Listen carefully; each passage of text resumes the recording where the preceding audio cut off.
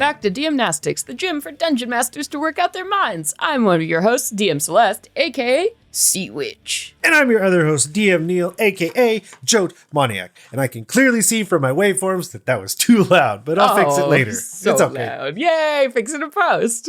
Yes. And today we are going to be doing another fun exercise. We're trying to get back to our roots, where it's just random small things that you could do to keep, again, lift those mental weights as a dungeon master, try and keep yourself on your toes, try and keep your players on your toes.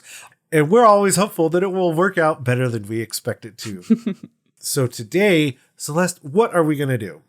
So for this one, we have sitting in front of us here, the Tome of Beasts, which is a creature compendium book from Cobalt Press, like in the spirit of, the monster manual for Dungeons and Dragons.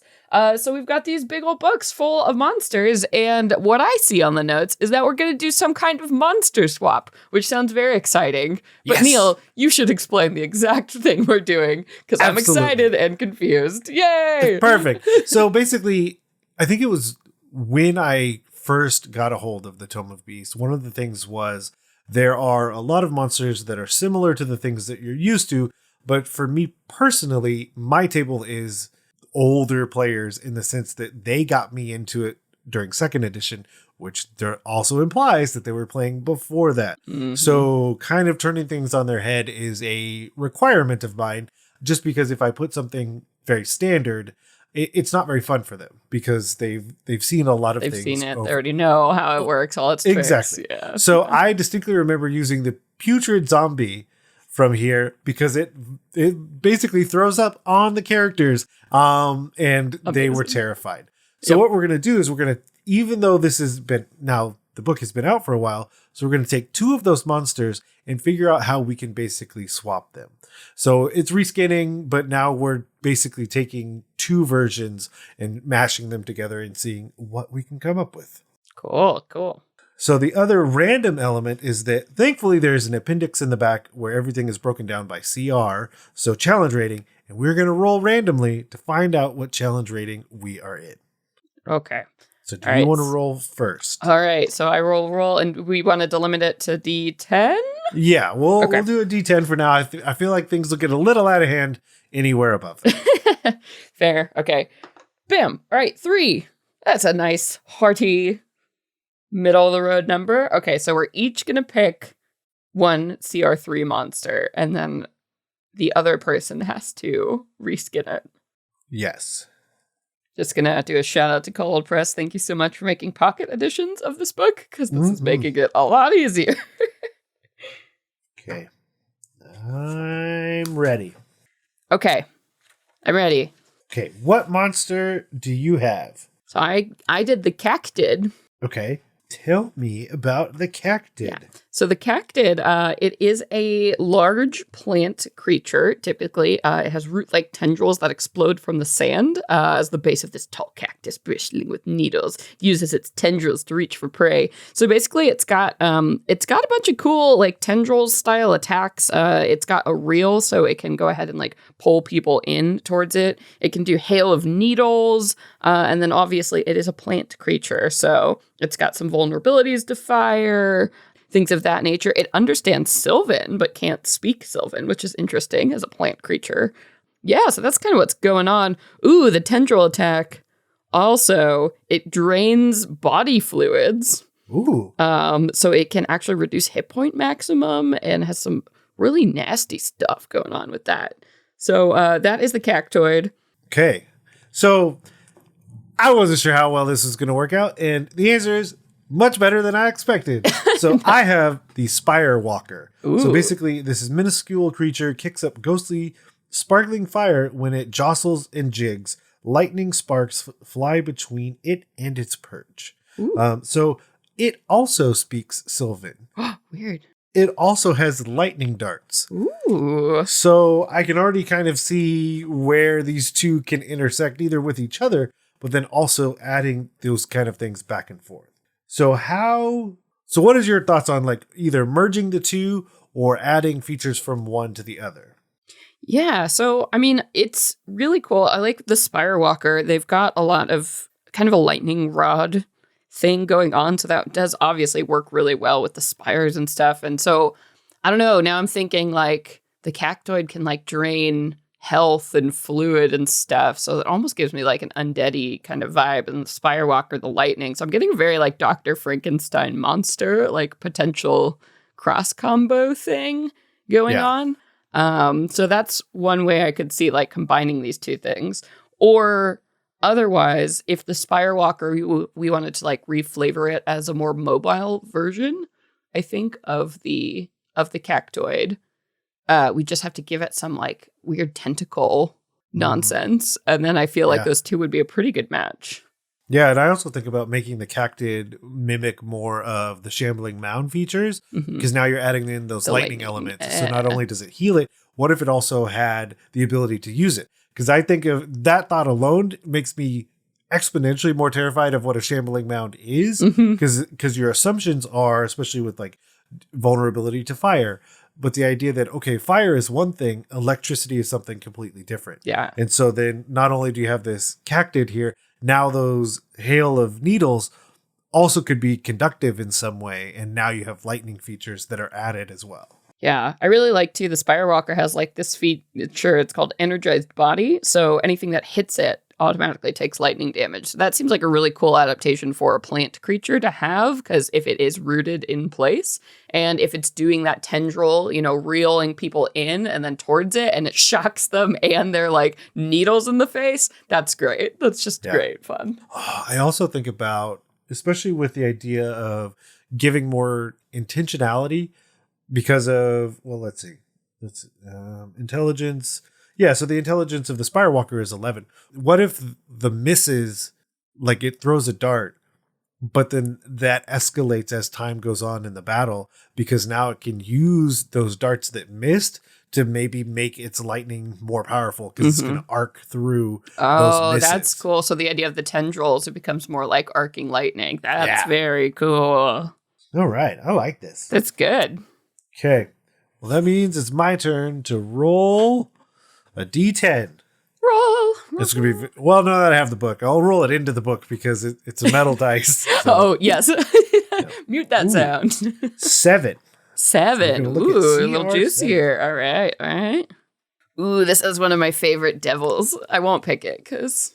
Okay, you can shout it out, though, if you're not going to pick it. All right. The Gilded Devil is one of my favorite devils that we have in Cabal Press stuff. So it's like a devil that's like all made out of gold and just loves treasure and is like super greed driven. So they also look really cool. They've got like gold skin or like really tall and lanky and just like dripping with jewelry. It's very cool.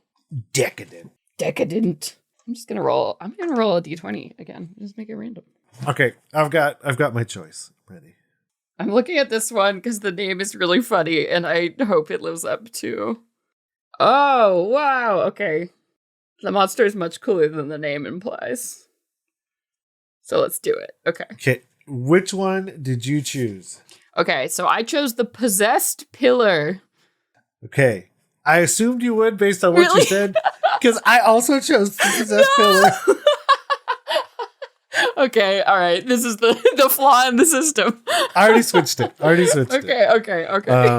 But which I do love that we both chose it, because on the next page over is the zombie I was referring to, the Putrid Haunt. Yeah. So I have the Risen Reaver. Ooh, okay. So a body that might once have been human now has 4 legs and nightmarishly long, thick arms. What's worse, its skin has been flayed off, revealing the muscle and sinew beneath. Oh, God. Oh, this thing is so gross. It's got 4 legs. Yeah. Hate that. Cool. That's gross. Okay, so yes, like I said, I picked Possessed Pillar because I was like, this is extremely weird. But the thing is, it's more referring to like on the side of like ancient temples and stuff, those big statues like caryatids or whatever that you would see that are like part of the architecture coming to life.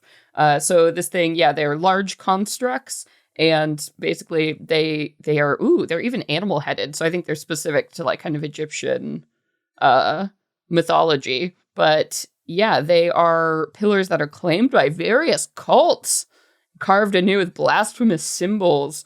And they've got some cool stuff going on, like magic weapons, They also can steal metal objects. Okay, this is tripping me out that these things have worked out so well twice in a row. Weird. Okay, tell me about it. So the possessed pillar has steel weapons where basically the magic that powers the pillar produces a magnetic power that seizes metal objects. Yeah. The Risen Reaver has infused arsenal. As a bonus action, the Risen Reaver can absorb one unattuned weapon into its body. Oh, no way! For every weapon it absorbs, it deals +1 damage with its blade attack. Whoa! Weird! That's oh my god! That's so weird. I don't know if I like this or love it. Whoa. Okay, that's bizarre. I mean, what a cool coincidence. Yeah. Well, it's such a solid synergy between the two ideas. Yeah. Because imagine that turn where the weapon you're using is ripped from your hands and then absorbed by the monster. So for me personally, the Risen Reaver doesn't play as well. It probably into my current players' sensibilities about things. So then I would just lean towards the possessed pillar. Yeah. And I probably would go more living inanimate object than this is. But the idea of that drawing it in, and then now it has an additional weapon. And I also like the feature of not giving an additional attack, but just making the attacks that it does do more powerful. Yeah, so because the possessed pillar right now, it just kind of has slam, which is very typical of constructs, so not super exciting. So I would probably take from the Risen Reaver, they have a blade. So basically their legs are tipped with blades. So I would give, the possessed pillar some of those attacks. So maybe after it absorbs the weapons, it can actually turn and use them.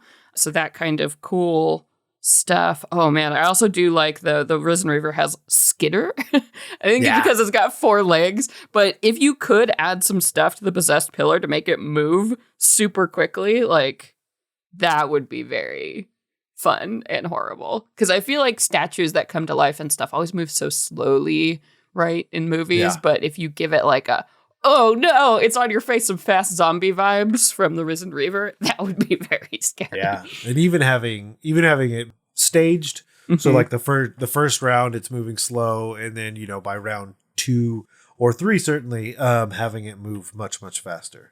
I really like that for the possessed pillar. They've got a section that's weapon donations. So priests claim the weapons stolen by the pillars and distribute them to fund temple activities. So this thing is just walking around taking stuff, and the priests are like, oh man, sorry guys. Okay, here you go. Let's donate these. That is very, very interesting. Wow, that's so weird that worked out so well. Yeah. All right, let's do another one. Okay. What CR are we looking at now? All right, here we go. Beep, beep, beep. I'm going to roll a D12. Ooh, I like up the stakes. I rolled a 1. That's okay. All right. There's probably a lot. There's always more of lower CRs, so that's always fun too. Anyway. Okay, what did you get? Okay, so I rolled randomly, and I got the Boloti, which, because I had no idea what it was. So the Boloti, a small leering water spirit that resembles a cross between a gray frog and a damp scarecrow. Oh boy. It has water wings, seemingly made out of jellyfish flesh. So basically they're, these little water spirits that really like animals. They're tiny, the fae creatures, but they're pretty weird looking. They can manipulate water around them. They've got a lot of water-based spells. Ooh, they can turn into a vortex of swirling, churning water. Wow. Okay, cool. So they're weird little swampy water fae spirits. So, because I also didn't really understand what it was or wasn't or would be, I chose the Emerald Eye. Ooh. Witches and ion mages know how to craft a speaking crystal. Its primary use is as a debating companion and ally, but many turn to treachery and hatred. These are the Emerald Eyes. Whoa. Oh, it's okay. So it's like a construct. Its motivations change. Oh, man. Interesting. Then what was the name of yours again? The Boloti. Whoa. Yeah, aren't they weird looking? Yeah. I don't like that at all. Yeah, they're like little frog people with the nasty, the jellyfish tentacle wing things. They're so weird. Yeah. Well, here we go. We've got a challenge. All right, so one kind of manipulates water and like can create vortexes and stuff. And then the other one, it does seem like they can compel people. So they have like an attraction thing. They can bind themselves psychically to a creature. They have a telepathic lash thing. So, I mean, both of these kind of feel like they manipulate energy in some fashion. So we could, of course, like, I could see the case really easily for making the emerald eye, you know, if we make it like a sapphire eye. And then what it does is manipulates like water and currents and that kind of elemental stuff. It could even like control, you know, raising heat to create steam or making like cold things. So I see that flavor. My first thought is that someone had an emerald eye attached to them. Mm-hmm. Like, you know, secondarily, like they're not the person that originally created it and bound to them. And they managed to get rid of it and threw it in the water. Yeah. And then it connects to one of the Beloti, Ooh. and then we kind of go from there. Like the idea of giving the watery as well as telepathy, I think with the features that are already here, I think it just makes it that much more terrifying. Yeah. Certainly when you have these shifting goals and things like that. Yeah, because if the Beloti got hold of an emerald eye, you know, because they are like, they really like, it says they're fond of allies. So, you know, if they're sitting there in these swamps and they're working with things like will-o-wisps and all kinds of nasty stuff, like the Emerald Eye would totally help them be able to like control these people and bend them to their agenda. So like if, you know, the swamplands were threatened, I can see the Beloti, you know, using this Emerald Eye to like take over the minds of the creatures that live there and like aggressively take back the swampland or protect something hidden within the swamp. Oh my God, I love the Emerald Eye, their description. Trapped manipulators. So most speaking crystals, that must be what it is, are pink or purple when created, but those that betray their creators turn a dark shade of green. Nice. So specifically the Emerald Eye is one that is already betrayed and ruined someone's life. And cannot hide that fact at all. Amazing. Yeah, so I feel like, this would be a really nice, like, villainous combo to put together. Because, you know, CR1 and CR1, probably not too bad on their own, but together, this would actually be a pretty significant threat. Well, especially if you're also having, like, these will-o-wisps in there, and then also being able to have such a different and vivid description of when this kind of enters the battle, because that color shift to that dark green, and then whether or not your players know exactly what's going on in that moment. Yeah, it's also great too. I mean, the Emerald Eye, it's just begging to be put into the eye socket of some creature and become, you know, a horrible extra thing. Oh yeah, I like it. We got room for one more. We'll make it quick. I too shall roll. You know what? I will also be so bold as to roll a d12. Oh no. Ow. That hurt. Well, it's a metal dice and I dropped it. I was like, what happened to you? Okay, hold on. Oh no. It's off the table.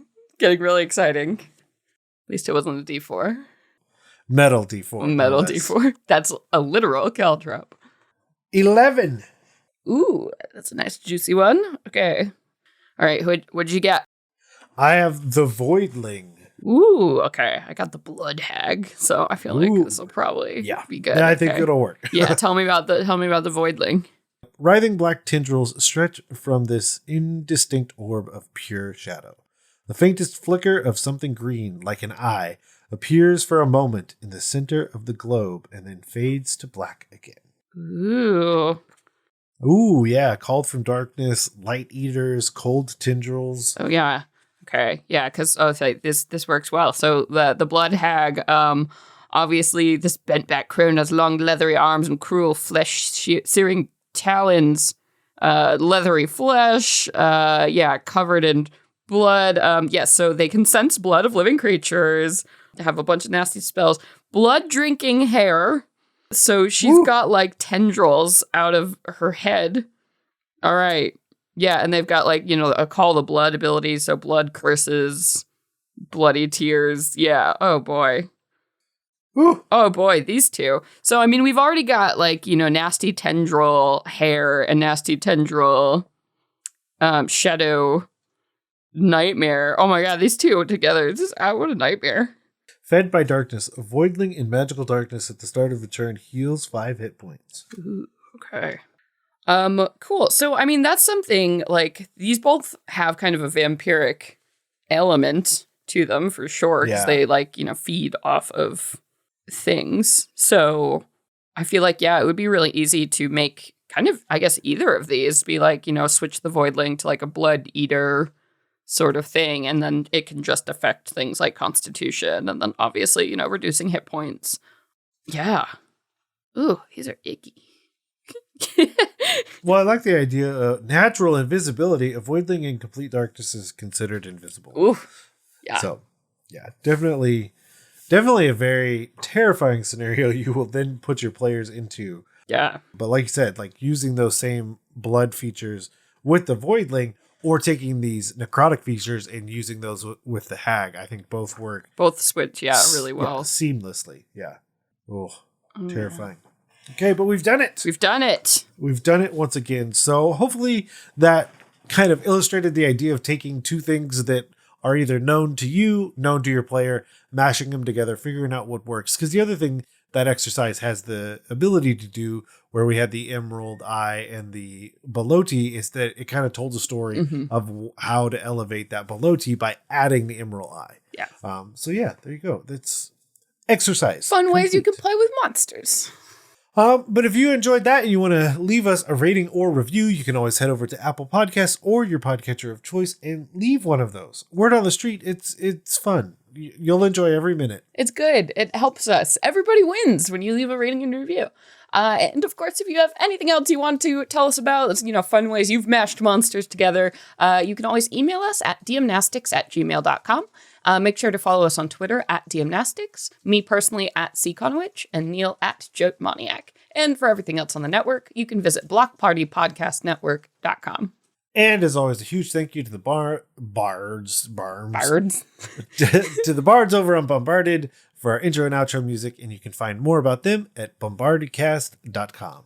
But with that, let's head to the post-workout cooldown and stretch with the light bulb.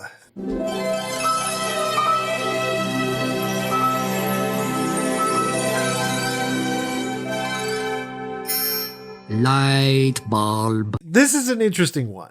And I'm not really sure. I feel like it was like a very interesting mix on a personal level of just like the business side of my life, meeting it with the RPG side, and Instagram saying, hey, this is something that you should absolutely look at.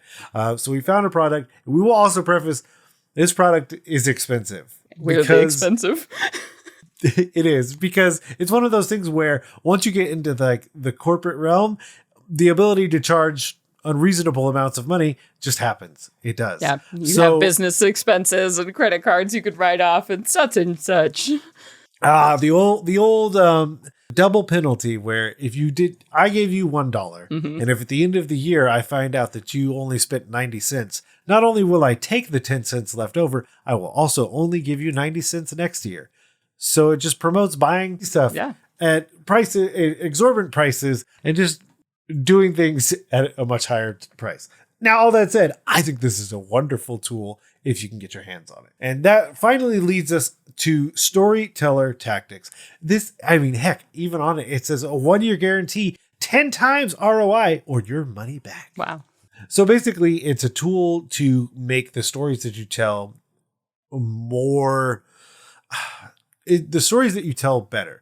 The idea is that you're doing some sort of presentation. Is it to a large crowd? Is it to a smaller group? Is it to your boss, just about yourself?